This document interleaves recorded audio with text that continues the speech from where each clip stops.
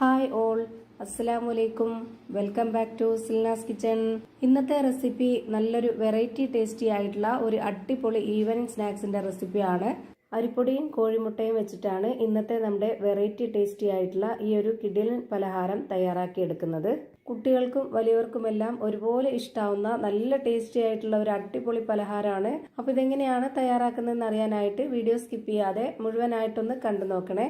റെസിപ്പിയിലോട്ട് കിടക്കുന്നതിന് മുമ്പായി Silna's kitchen channel ആദ്യമായിട്ട് കാണുന്നവരാണെങ്കിൽ പ്ലീസ് ഒന്ന് സബ്സ്ക്രൈബ് ചെയ്തേക്കണേ. ഒപ്പം തന്നെ ഈ വീഡിയോസ് നിങ്ങൾക്ക് ഇഷ്ടപ്പെടുകയാണെങ്കിൽ ഒരു ലൈക്ക് ചെയ്യാനും ഷെയർ ചെയ്യാനും മറക്കരുത്. ഇനി നമുക്ക് റെസിപ്പിയിലോട്ട് കിടക്കാം. അപ്പോൾ ആദ്യം തന്നെ ഈ ഒരു പലഹാരം തയ്യാറാക്കുന്നതിന് വേണ്ടിയിട്ട് ഞാനിവിടെ വറുത്ത അരിപ്പൊടിയാണ് എടുത്തിട്ടുള്ളത്. 250 ml കപ്പിന്റെ അളവിൽ 1 കപ്പ് അരിപ്പൊടിയാണ് എടുത്തിട്ടുള്ളത്. അരിപ്പൊടി വറുത്തതായാലും വറുക്കാത്തതായാലും കുഴപ്പമൊന്നുമില്ല.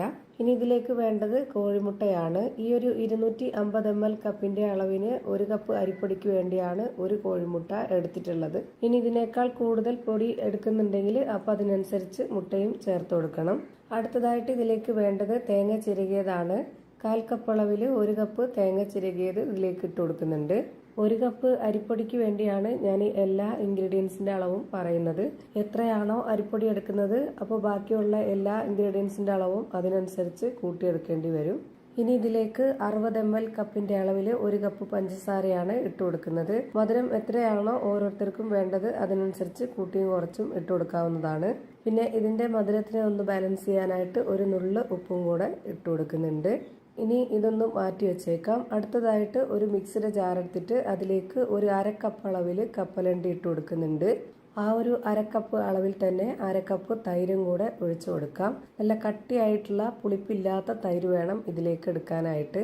ആ ഒരു 1/2 കപ്പ് മുഴുവനായിട്ടും ഒഴിച്ചു കൊടുത്തതിന് ശേഷം ഇത് നന്നായിട്ടൊന്ന് അരച്ചെടുക്കാം.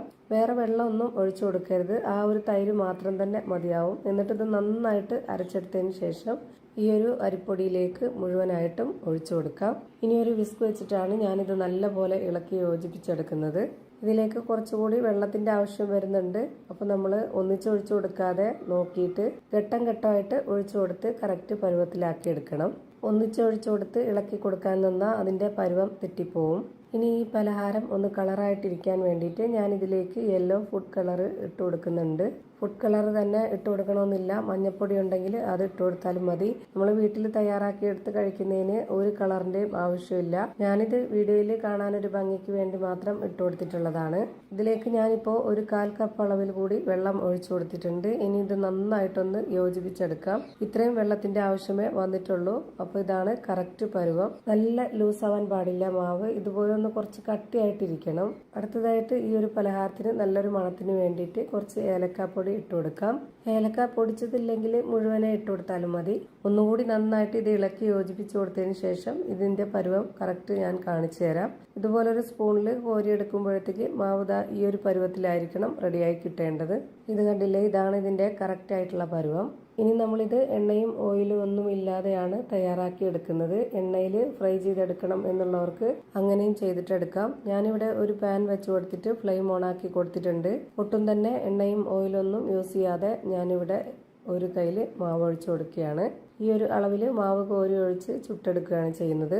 ബട്ടറോ നെയ്യോ ചേർത്ത് കൊടുക്കണം എന്നുള്ളവർക്ക് അങ്ങനെയും ചെയ്തിട്ടെടുക്കാം. എങ്ങനെ വേണമെങ്കിലും തയ്യാറാക്കിയെടുക്കാം. എന്തായാലും നല്ല ടേസ്റ്റി ആയിട്ടുള്ള ഒരു അടിപൊളി പലഹാരമാണ്.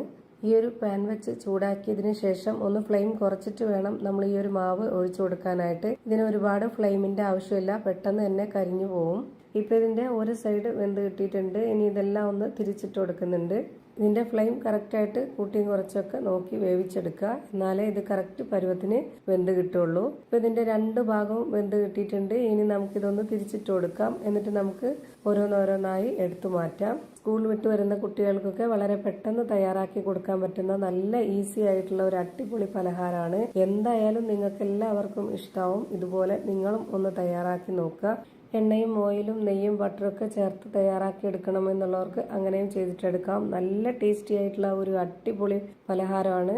ഞാനിതൊന്ന് പൊട്ടിച്ച് കാണിച്ചു തരാം. നല്ല സോഫ്റ്റ് ആയിട്ടിരിക്കുകയാണ്. അപ്പോൾ ഇത്രയേ ഉള്ളൂ ഇന്നത്തെ വീഡിയോ. വീഡിയോ ഇഷ്ടമായാൽ ലൈക്ക് ചെയ്യാനും കമന്റ് ചെയ്യാനും ഷെയർ ചെയ്യാനും മറക്കരുത്. പുതിയ ഒരു വീഡിയോയുമായി വീണ്ടും വരും. Thank you for watching.